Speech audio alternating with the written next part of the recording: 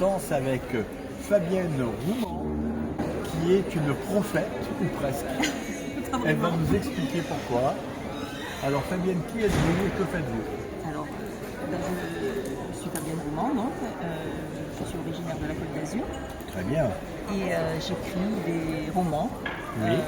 Dans deux genres totalement différents. Roman, ça se rapproche. C'est très curieux, oui. C'est peut-être que c'était prédestiné. Voilà, c'était prédestiné, ouais.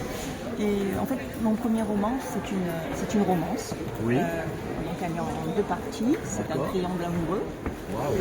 Avec une femme et deux hommes. Oh, c'est du vécu là. Hein. Du tout. On peut pas dire alors, ça va venir. Non, souvent on me l'a demandé, mais non, oui. c'est absolument pas du vécu, c'est tout simplement parce que, à une période de ma vie où je ne pouvais pas trop bouger, j'ai beaucoup lu. Oui. Et comme j'avais besoin de me vider la tête, j'ai lu beaucoup de romances, et puis ça m'a amusé. J'ai vu comment c'était construit, et puis j'ai pris mon ordinateur sur mes petits genoux, dans mon petit lit, et puis j'ai écrit Furtif. Donc, Furtif. Voilà. L'instant d'égarement. L'instant d'égarement et retour aux sources. Donc retour aux sources. Mais un moment d'égarement, l'instant d'égarement, ça me dit quelque chose. Oui, alors un moment d'égarement, c'est un film. Oui. C'est pas un film. On est sur l'instant d'égarement. Parce qu'il faut s'égarer. En tout cas, c'est ce qui est arrivé à Léa. Oui. Et en fait, c'est une artiste peintre. Alors là, c'est bien. C'est elle, oui. Oh là là, c'est tombé, c'est pas grave. Mais elle est très belle, hein. Voilà Léa. Et donc elle est artiste peintre dans le surréalisme. Oui. Là, comme mentor, c'est Man Ray, donc elle a travaillé avec les femmes, notamment les femmes en forme d'instrument, voilà. Bien sûr. Et contrebasse. voilà. Et elle vit avec un musicien qui est guitariste dans un groupe de rock. Et puis elle commence un peu à émerger, donc elle expose, notamment au Vieux-Nice, puis aussi à Antibes, donc ça se passe vraiment sur la Côte d'Azur. Ah oui. Et les galeries dans lesquelles elle expose sont cambriolées. Et à chaque fois, il y a une de ses œuvres qui disparaît. Donc là commence une enquête policière. Bien sûr. Et voilà. Et je me suis basée aussi, je me suis inspirée de Tomic qui avait en 2010 cambriolé le musée de Paris. D'accord. Et en fait, c'était une commande qui venait du Qatar et il devait prendre juste un monnaie.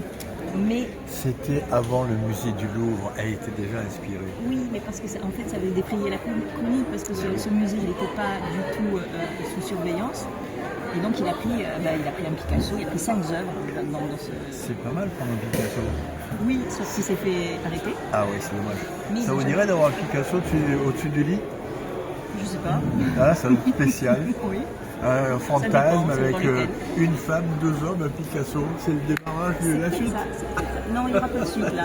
Parce que là, c'est toute sa vie en fait. En 2 tomes, c'est toute sa vie de sa jeunesse jusqu'à ses 50 ans. Donc on traverse comme ça. Donc cette enquête policière, elle va être soupçonnée parce que autour d'elle gravite un homme mystérieux dont elle va tomber amoureuse. Ah, voilà. Et elle ne sait pas que c'est son cambrioleur.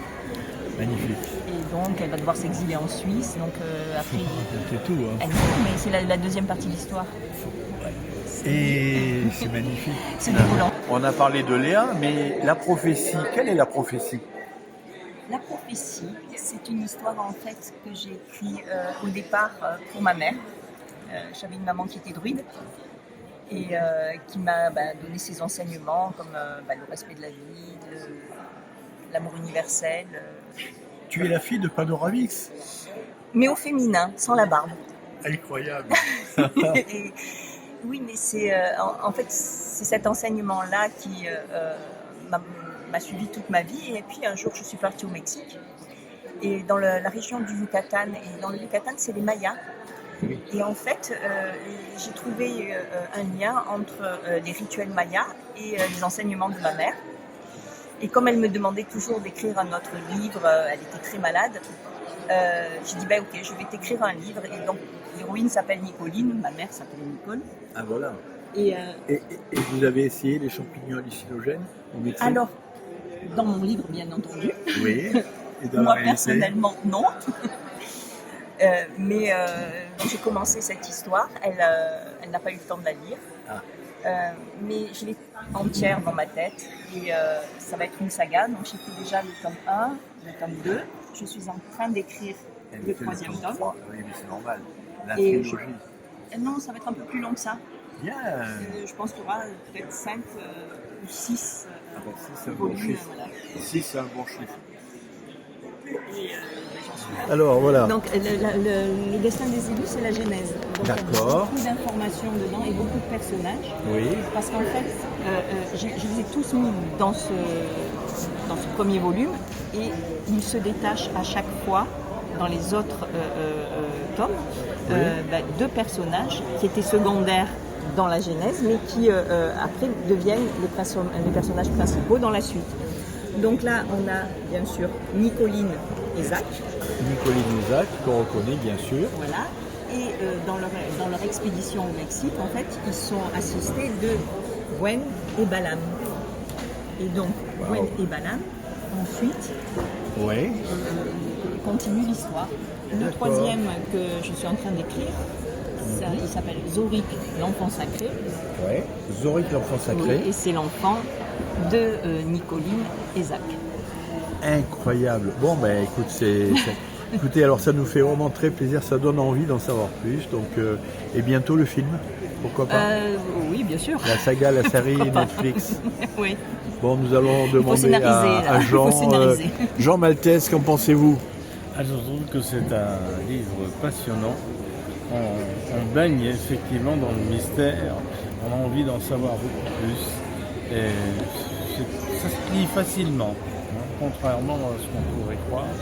Ça se lit facilement, c'est bien écrit, d'une plume alerte, je dirais. Waouh, une plume alerte, alors ça c'est pas mal.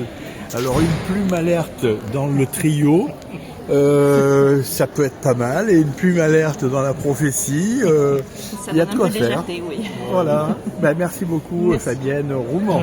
Merci.